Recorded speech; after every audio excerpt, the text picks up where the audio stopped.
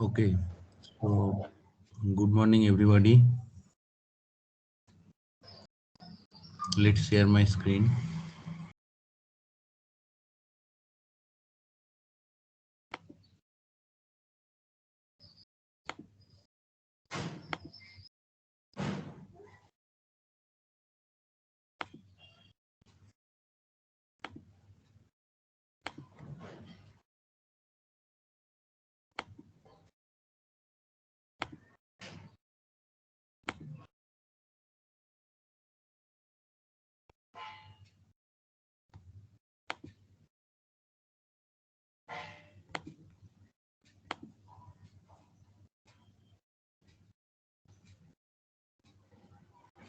Now, can you see my screen?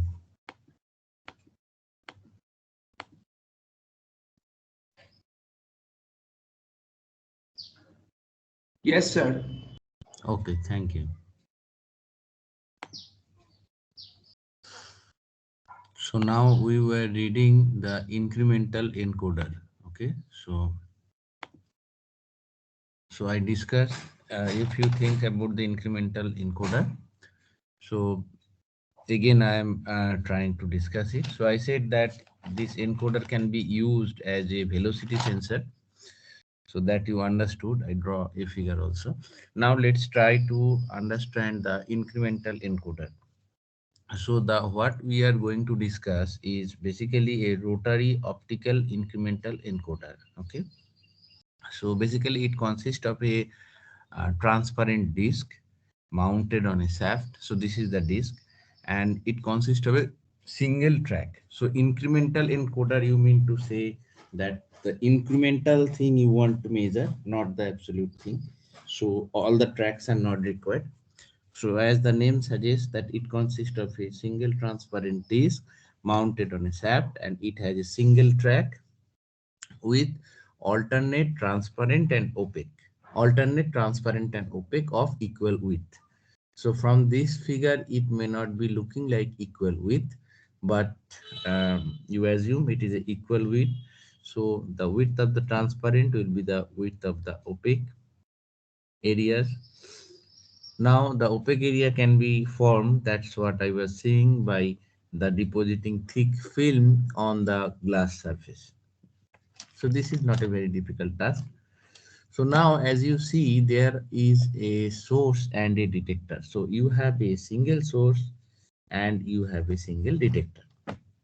So now the incremental thing means you don't want to know the absolute displacement, you want to know the incremental displacement. Suppose the shaft rotates and stops somewhere, and then it again displays some angle. So that incremental displacement you want to measure. Okay. So source and detectors, there is a single source and a single detector, and source emits a narrow beam of light, as you know, and it's placed through the ring, and then it passes, either it passes or it blocks, the light is blocked, and it goes to the detector. The detector is placed opposite side of the disc, that you can see. So so width of the beam, as I discussed, is a very narrow beam, and we have a slit mechanism, we have a focusing mechanism, and then if it is transparent, the beam reaches to the detector. If it is not transparent, the beam does not reach to the detector. And detector is basically a photo detector, and if the light comes to the detector, it gives some voltage output. If it does not comes to the detector, it gives no voltage output. Okay. So now, as you have seen in the last class, that output of the detector will not be, so one time it will come, the light will come, and the next time light will not come. So you may think that the output will be a square wave, but it will never be a square wave, because the transition of coming and not coming is not so sharp. So it will look like basically a kind of circular wave, sinusoidal wave. And then you apply the Smith trigger, then you have the square wave. So now what you have to do, suppose it start rotating, so Smith trigger is applied, you got a square wave, and then it ends. And in this process, when it start rotating, that means when you start getting square wave and when square wave ends, in this process you count the number of latches going from 0 to V volt, and so you have a counter.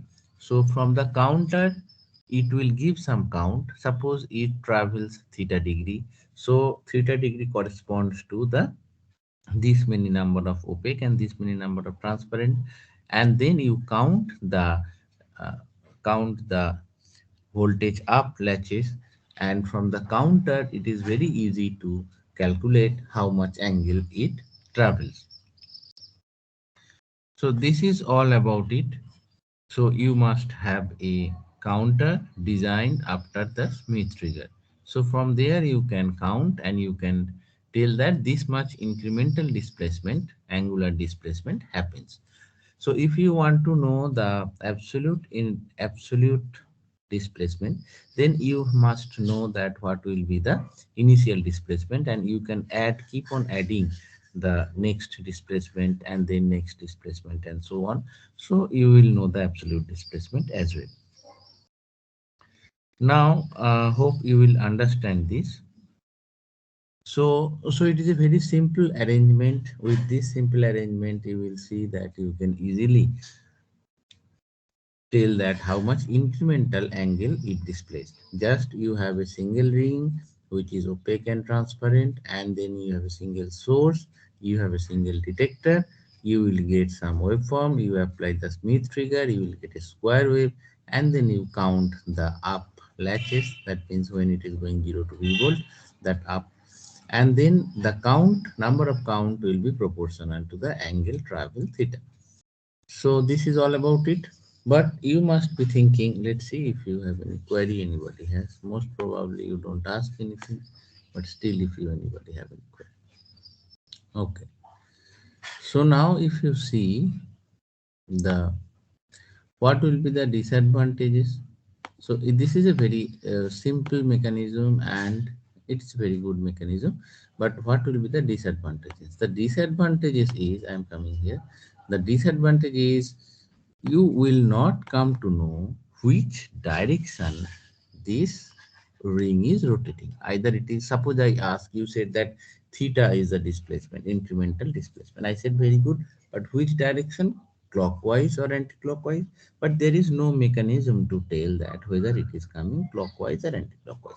Whether it comes clockwise or anti-clockwise, it remains same. So you cannot tell me with this mechanism, you cannot tell me that whether the direction of the rotation, whether it is clockwise or it is anti-clockwise. Okay. So now if you proceed, so there is another mechanism. So there is another mechanism with which you can tell whether it is a clockwise or anti-clockwise. Now you see, you must have two rings. Instead of single rings, you must have two rings or you must have two tracks. Okay, instead of single tracks, you must have two tracks. Both the tracks are identical. So if you have n number of opaque and transparent in track 1, you must have the same n number of opaque and transparent in track 2. You can see track 1 and track 2 here. Now both the tracks are identical except the fact that the opaque and transparent in one track are shifted relative to 1/4 of opaque and transparent. Okay, relative to area of the if you take the full cycle, it will be half. If you take the half cycle, it will be 1/4. Just try to focus on this time area. So you see that what is the full cycle for the track 2? Here it is starting one black, one white. So this is going to one black, one white. This is going to full cycle. Now if you consider the full cycle of track 2, it is coming from here and one black, one white ending here. So the difference between two is the 1/4, okay, of the half cycle, or the 1/4 of the difference between the two full black and opaque, if you tell the time period or something like that. So the fact is that transparent area on one track are shifted. It is better to say the shifted. So are shifted relative to the opaque area on the other track by half the width of the full cycle. Or if you consider the, see, this is the half, and if you consider the full cycle, it will be 1/4. The half of the width of the opaque or transparent, or 1/4 of the full cycle. Now we have two tracks. Two tracks are displaced of 1/4, and we have two sources and two detectors for two tracks. Okay. So now say, so you are getting output from one source, you are getting another output for second source. Now say that source 1 is giving as a channel 1 and source 2 is giving in the channel 2.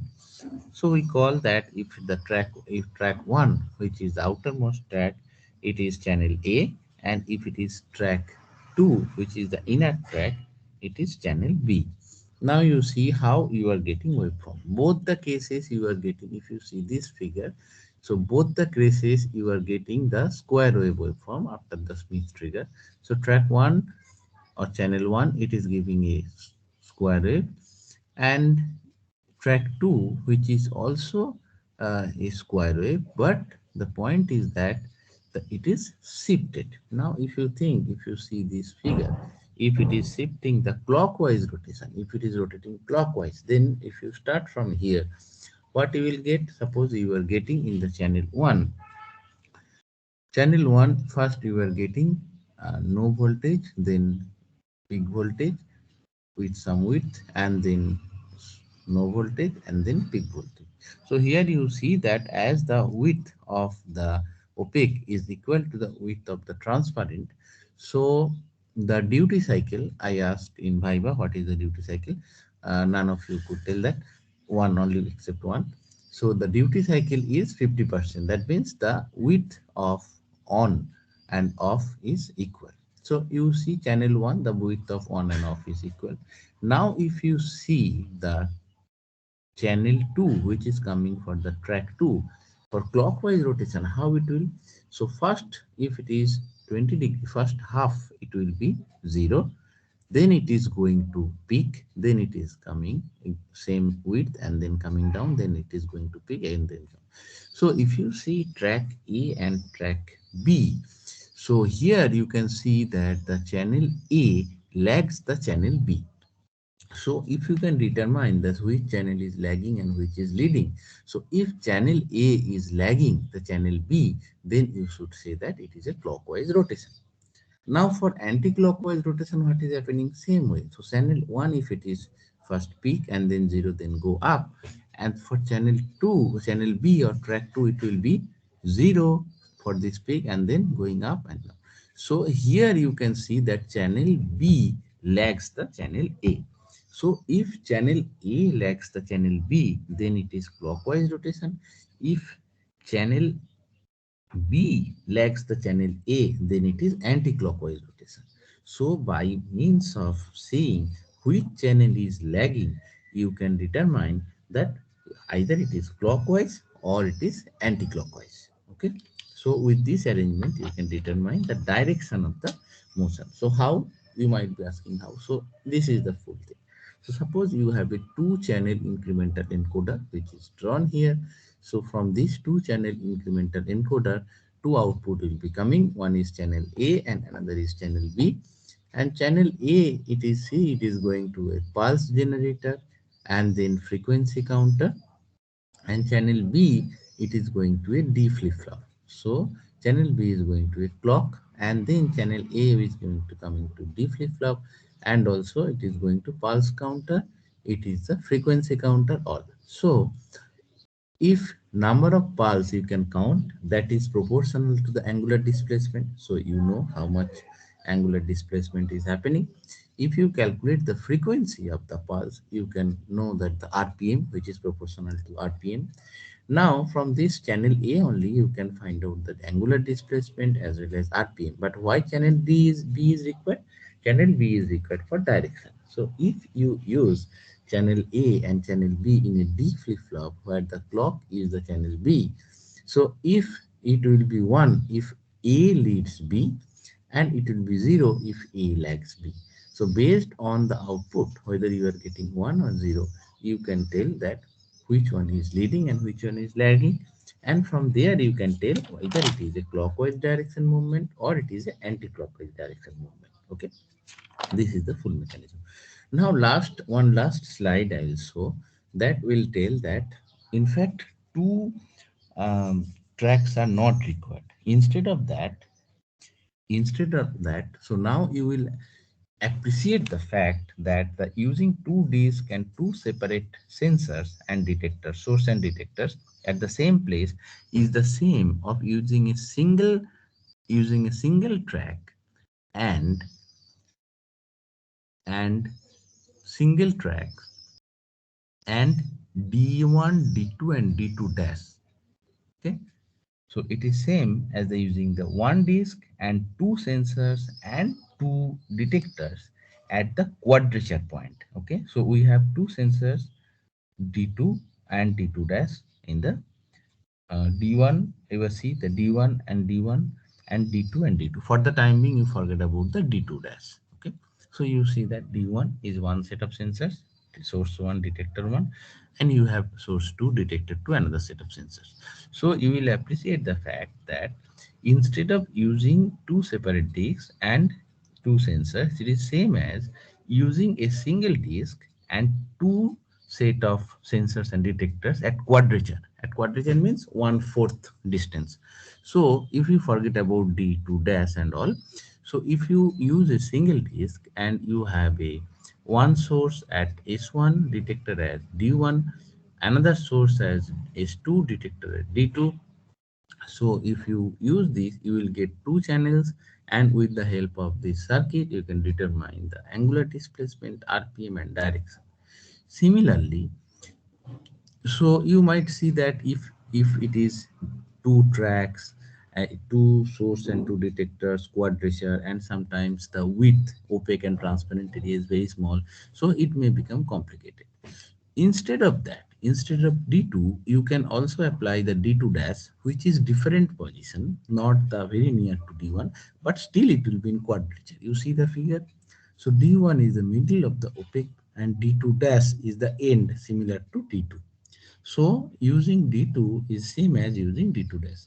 So you can use the D2 in separate, in different part. And the advantage is that two sources are not very close. So light of one source will not go to the another. So you will get some discrete output. So this is the mechanism we used to do. So this is the final mechanism we used to do. Instead of using two tracks, a single track is used and two set of sensors and detectors are used, which are in quadrature, and they are not very near to each other. They are in the different part, maybe the opposite way of this, but they are still in the quadrature. And with these two channels, we apply this mechanism. We know the number of pulse. We count the pulse counter. We'll get angular displacement. You count the frequency, you will get the RPM. We use the D flip-flop, you will get the direction. This is the final architecture. So now tell me if you understand, or I need to tell it again. Any part if you don't understand, feel free to convey.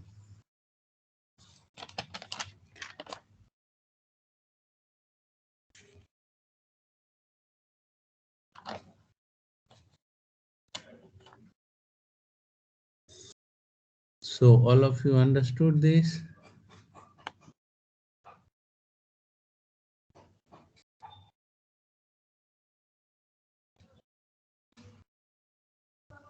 No response. Okay.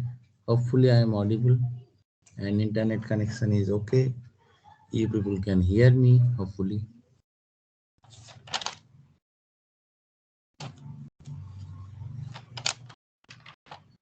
No response.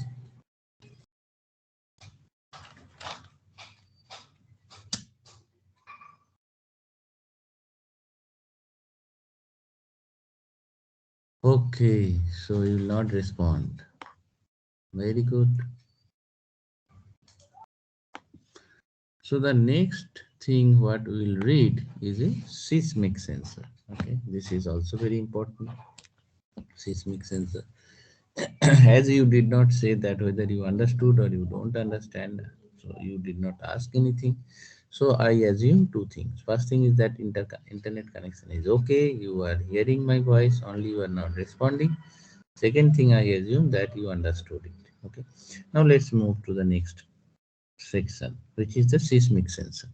So this is a very important sensor. Seismic, the name suggests you see that seismic.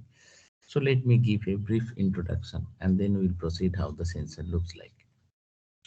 So till now, what we read the displacement sensor, various types of displacement sensors we are reading, and displacement sensor definitely measure the displacement. That also you must realize at this point.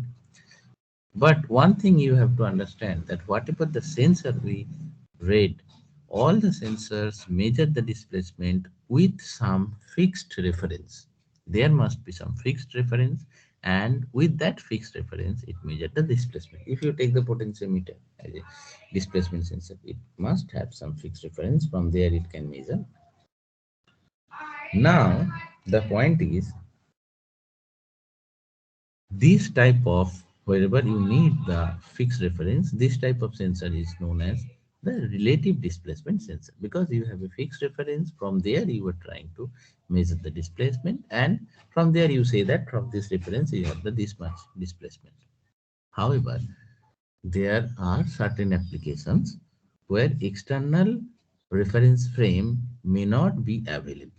Okay, external or sometimes stationary reference frame may not be available. For example, let's take one example. Suppose you want to measure the vibration. Vibration is nothing but a part of, but a way of to see that the displacement sensor, because vibration means it's ultimately displacing. Suppose you want to measure a vibration of any structure. It can be building vibration, maybe simple times or during earthquake, whatever. It can be vibration of a car, it can be vibration of a aircraft, it can be vibration of a submarine. So vibration, you might say that why it is required. Vibration is required for many cases. Suppose you have, if you have a car, you need to the manufacturer need to measure the vibration to tell you that how smooth will be your riding. And next, suppose the vibration is also required for the health monitoring. Health monitoring means that the machine health monitoring and the prognosis purpose. Prognosis means you need to tell that the how much, how many days this machine will live. You have not seen that uh, old ages engineers in plant who used to rely on the vibration and their sense. So they used to have a doctor stethoscope with them, and different parts of the machine they want to hear the vibration so that they can say that whether machine is running smoothly or there is any problem. So vibration measurement is very required for the monitoring purpose. Nowadays, it is not done with the stetho. All the engineers, engineering application have several instruments which use the sensors and they give the vibration. And now, one thing I uttered, which is about the prognosis. So, prognosis means how many days the instrument will or the measuring system will last. This is very important. For example, suppose you have an aircraft engine and you need to tell the user that how many days it will last, because before that you have to replace the engine. And if you say that the life is less, or but really the life is more, you are losing money. And if you say that the life is more but really the life ends, you will inviting the accident. So it is very important, prognosis. And in fact, in big companies they have the prognosis lab. So before I worked on the in the prognosis lab, I never know that what the prognosis means, and then I was surprised to see that the machine also have prognosis. Anyway, but to prognosis, which one thing is the most important, I must say, that the vibration monitoring. So whenever the instrument started deteriorating or decaying, its vibration gets changed. This is the first signature you will get out of the machine. Whatever be the case, maybe it health monitoring or the prognosis or maybe fault diagnosis. Suppose some or fault happen, so the vibration signature will change, and then you, from seeing the vibration signature, you can tell where the fault is happening. Whatever be the case, the vibration monitoring means that the vibration measurement is a very important thing in industry. Now the vibration variables of interest, how we can measure the vibration? It is a measurement of displacement, it is a measurement of velocity. In fact, sometimes it is a measurement of acceleration at any selected points. Now let's take a specific example. Suppose we assume that we are interested in measuring the vibration of a car. Let's say a very simple example which you will appreciate more. We are interested to measure vibration of a car. Okay, this is very simple example. Now let's say the car is moving. Okay, car is not stationary, car is moving. So always before you say that you need some reference frame, stationary reference frame. But if the car is moving, how do you get any stationary reference frame? You will not get. You will not get any fixed platform or stationary reference frame with which you can measure the vibration. Okay. Or take another example. Suppose you want to measure the vibration during the earthquake. Okay. So, uh, as the earth is shaking, how do you get the reference frame which is stationary? You will not get the reference frame which is stationary during the measurement of earthquake.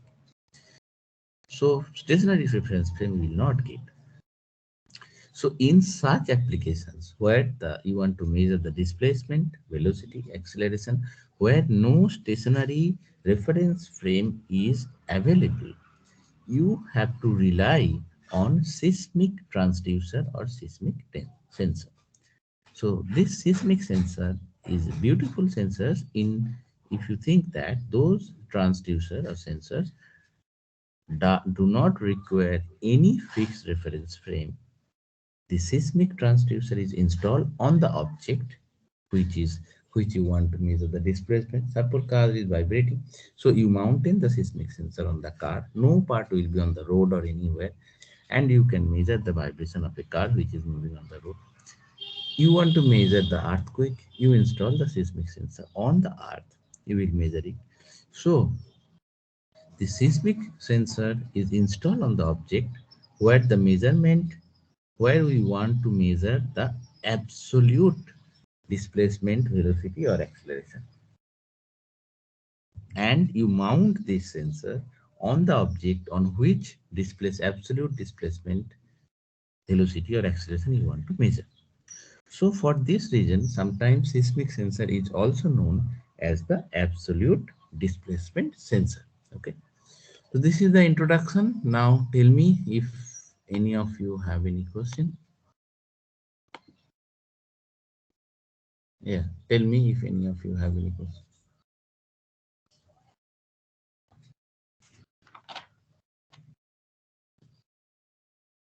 Okay, so now if you don't have any question, let's move further.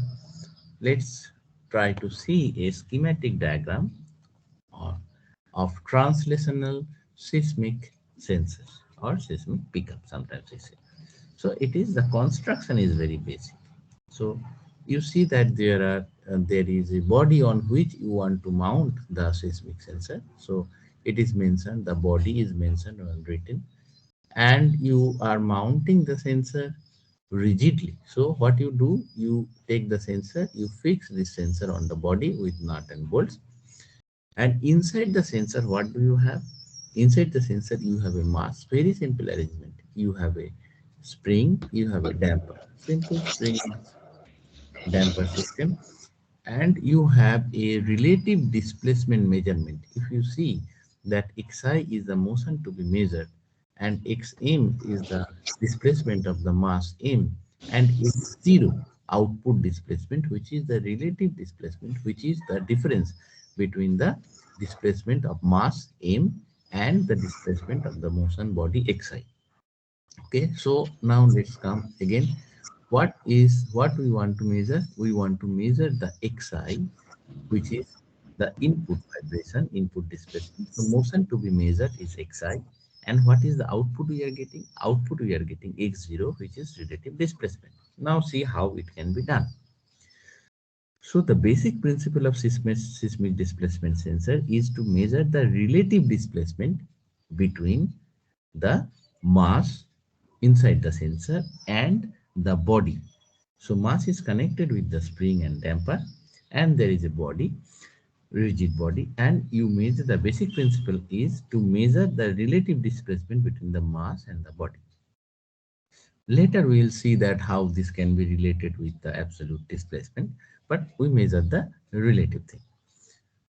Now, one statement I am telling, it is very important statement, but you will not realize till we derive the equations. Okay, for frequency much higher than the natural oscillating frequency, for frequency which is much higher than natural oscillating frequency, the mass acts as a stationary.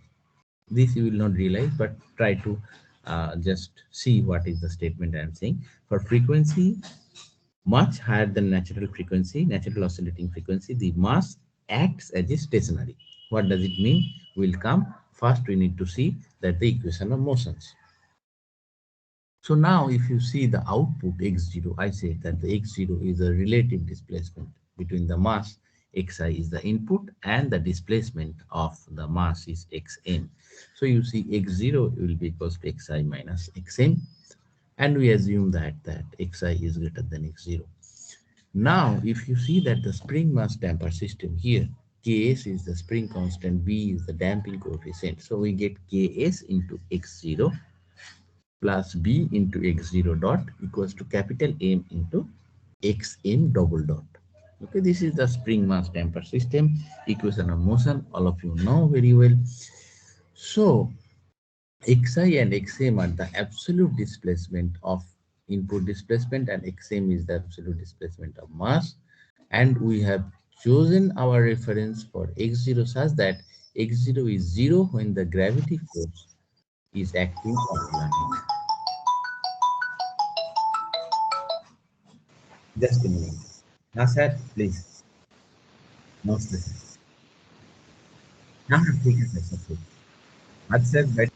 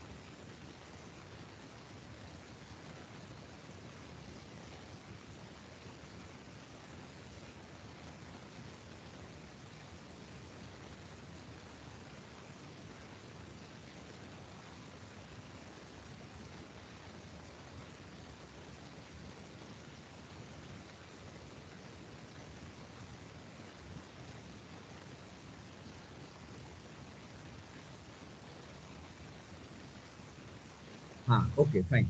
So please mute yourself who is not muted. Please everybody check whether you okay, fine. Now it is okay.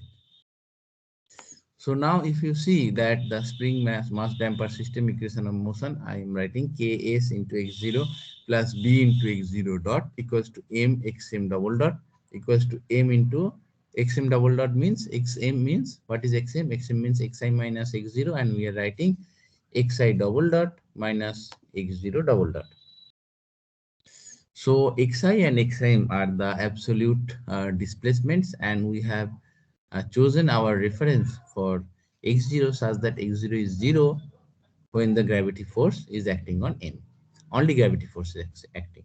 So if there is no vibration, only gravity force is acting, then the x0 is 0. There is no displacement. Now, if you write this equation, Ks into x0 plus Bx0 dot will be equals to Mxi double dot minus capital M x0 double dot.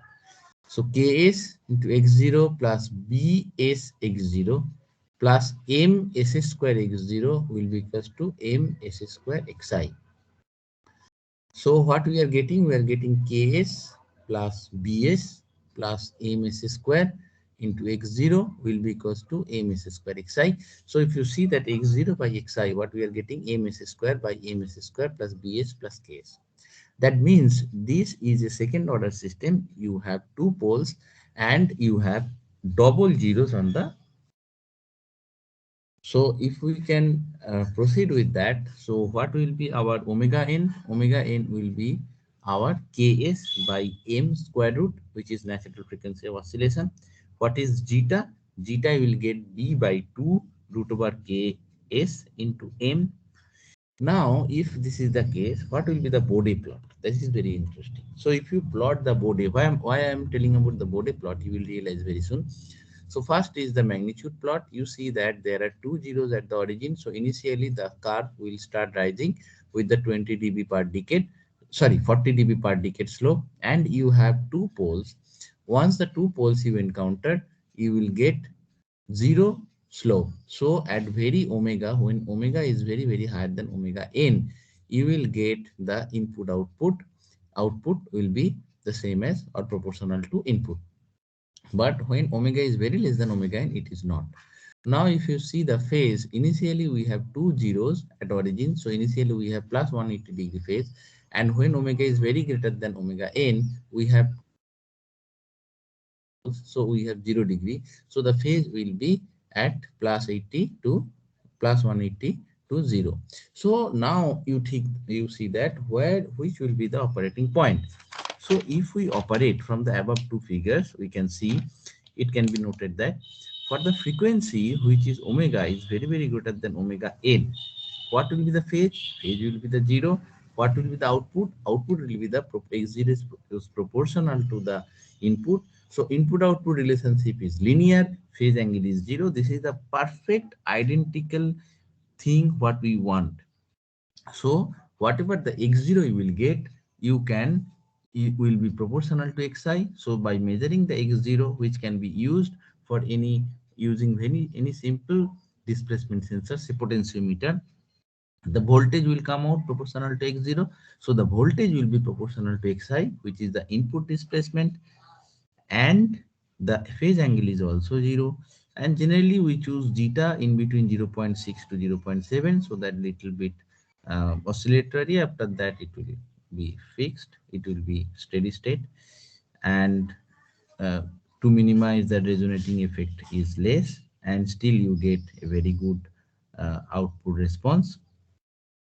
So this is all about the seismic. So main thing you have to realize the frequency of operation. How do you know the frequency? And you need to think about reverse way. Suppose you know that the body is vibrating and it has a frequency of vibration. Tentatively you should know, and you should design the spring mass damper. You should choose the spring coefficient. You should choose the mass value in such a way that root over k by m, which is the natural frequency of oscillation, will be much less than the range of the frequency you want to measure. If you can do it, the output will be the proportional to input, and the output voltage will be the proportional to input displacement, and output voltage is proportional to the input displacement, and the phase angle will be 0. So this is all about it. So based on the range of that, you need to choose the m and k such that its natural frequency goes much below than the operating frequency or the range where you want to measure. If you can do it, the output voltage will be proportional to xy. You don't need to have any fixed reference frame, and this will become a seismic sensor, and it will be very important sensors, and with that you can measure without any relative reference frame, relatively fixed reference frame with you. So this is all about the seismic sensor. You tell me if you understood anything or if you have any doubt. Understood, sir. Okay, thank you. So this is very interesting. Sir, You how see that, can this yes, setup be used for seismic waves? seismic. Waves. Oh, I see. So means you Power means impulse also. earthquake. You mean to say? Yes, sir. Yeah, this is a similar thing. So you have a cantilever beam, and so, and whenever you see the waves, one pin is attached with that. So when that beam earth vibrates, that cantilever beam shakes, and then the pin vibrates up and down. And similar to CRO, you have seen that if something vibrates up and down and the reference frame goes on, So the pen vibrates only up and down, but there is a translational motion of the graph paper which keep on rolling forward, and then you look that up and down motion of the pen as the wave only, like the wave. Okay, so pen which draw the wave only gives the up and down motion, but the graph paper slowly moves inside the and below the pen, so that the pen vibrates according to the earth's vibration, so that you get a waveform on the graph paper. Is it clear? Yes, sir.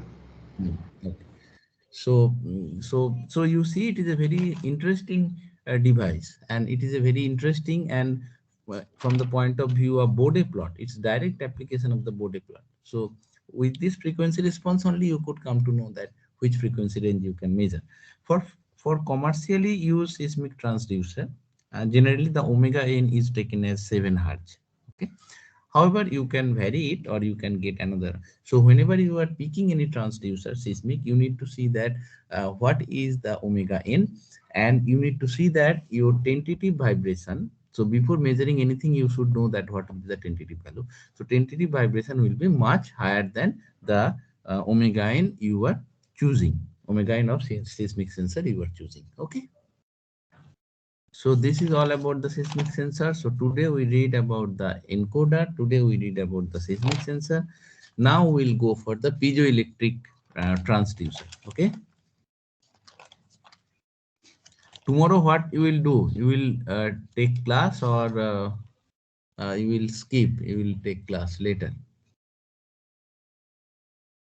Tomorrow is holiday actually. That is what I am asking. After asking the whole class, sir, we will inform you, sir. Okay, then you leave it. So tomorrow, then you leave later. Then, so if you want to finish this by this week, so I said 4 classes are required. Now today I took 1 class, so I need 3 more classes. So if you want to complete it by this week, you give me time, Saturday, Sunday morning, I prefer. And if you don't want to complete this by this week, then next week 2 classes I will take. That is fine. Okay, there is no issue.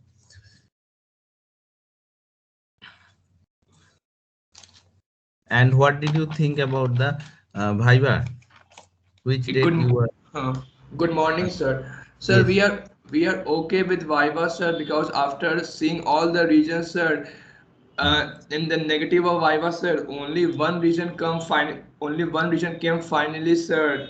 It's just a normalization issue, sir, because if you ask questions, sir, some students are given sometimes very easy questions, and sometimes some students are given very hard questions related to it, sir. So So, that's only. so So you that's know, yeah. Though any instructor thought this before the Viva. Okay. So you don't need to worry about that. So it's not yeah. a quiz that you answer 5 and you get highest marks. Okay. In alternative to Viva, it was just some cliche thing which I thought, sir, like taking a 20 minutes quiz of 30 questions with Hmm. reshuffling allowed, and with video also on, sir, with +4 and -1 also, like CS 384 prof does in it, and it always leads to a Gaussian distribution of marks, sir. And same thing was applied by Sumanta sir also, and Sudhir sir also, sir. Right, right. I spoke with Sudhir sir earlier. So still I prefer Viva. So if Yes, I sir, no speak, I problem. could, I know that who understood and who is not And, memorizing. yes, sir. And in talking about Viva, sir, suggesting a date, Hmm, sir, in this hmm. weekend it will be not possible because, sir, some students are out of station due to Chhat Puja and all, It's sir. a next weekend. Yes, sir, we are okay, sir, with next weekend, sir. No No issues. problem, na, because Yes, sir, your no problem. exam is starting from the Monday, so you don't have any problem. Because at the end of the day, we know that a Viva is you will conduct a Viva today or tomorrow. So Right, on the right, next weekend, sir, right. conduct. And Yes. another thing which yesterday Akanta was telling, she was telling that 3 days Viva it is taking time. But I have some counter logic. It is not 3 day open Viva. I said that which roll number will appear which date. So you know the date. So other days you can use to prepare for other courses. Na?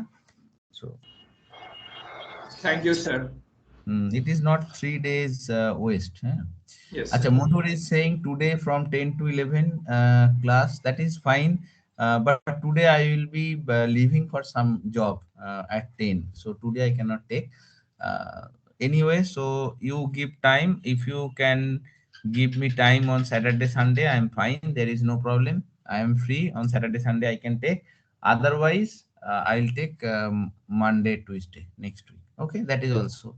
Excuse me, And yes, tell me. sir. Some of the students are allowed back to campus. That schedule was from 18th to 21st. So we Yes. may be traveling on those days, Which day? Tell me. 18 to 18th to 21st. how many students? Sir, in the list there was around 20. Acha, 20 students you are coming. Okay, 18 to 21. So, and So your we, exam is we 22 to can, 28. yes, sir. When Sir, your exam is going to end? 28th. 28th. Okay. So, when you people suggest to take Viva? If some students are having some issues, sir, and if it is possible to take the viva after the end semester, but I thought that the taking a viva after end semester is not like legal or something. That's why I didn't No, no, no. suggested you. It's nothing is illegal. Okay. Oh, Nothing if is it, illegal. oh, So if instructor it's has power to do everything. oh, No, oh, nothing. if it's legal, sir, and the student are requesting, sir, like I didn't see in this the 20 student returning, sir. Yes, sir, the BTech thing is returns a form of returning students, sir. And if considering that, sir, you can 29 or 30, sir. If you are okay, sir, then only, sir. Acha, so they have given the date. So 20 Yes, sir. students. Yes, Okay. sir. And apart from 20 students, everybody is fine. So I can take 50, 60 student, then 20, that also possible. Because the thing is now the class strength is very large and that is quite annoying. Whenever we started, our strength was 21, 22. First we take batch in it, and that time intake was 30. So it was a very nice class. Everybody I could see individually. Still, I have contact with them. I can tell their marks, everything by memory. But now it is become very difficult. Slowly, slowly it is rising, and after 40 or 50 students, it is not possible to manage everybody by. And after two batches, sir, viva taking would be like something next to impossible. Yes. So it is keep on rising. I don't know how many students they will give in a class. It is not healthy also. We cannot see every students individually. 75 is too high. Too much, Too sir, much. for a Yeah. batch. 40 students idle, sir. Yes, 40 ideal and 30 is the best. Means everybody, if student number is 30, everybody we could see by seeing copy and everything. 75, Yes. I don't know what is the logic. I mean, it's not like that increasing student, then you give 1,000 student or then you take all the student to IIT and we will give lecture on the web and then it will be done if they think so. Yes, sir. Difficult. Okay, anyway, so I will keep those things in mind. So accordingly, I will arrange the Viva. Okay, so if tomorrow you people want, you collectively take decision and send me email. I am okay. Tomorrow I am free. There is no issue. Otherwise, if Saturday, Sunday you want, I am also free. Saturday, Sunday, there is no issue. Or otherwise, if those 3 days is not possible, then what I will do, I will take Monday and Tuesday 2 classes. Okay, and then end the syllabus. Fine. So this is the plan. So thank you for coming to class. So it's a long, long syllabus we are ending. Really, it's a lot of things we are covering. Actually, basically, this should be two separate courses. One is for electrical and another is for non-electrical. Then it will be nice. But anyway, only one course we have. So I'm trying to give some overview about the many things. Okay, so thank you all of you. Now we can drop. Have a nice day. So tomorrow is festival.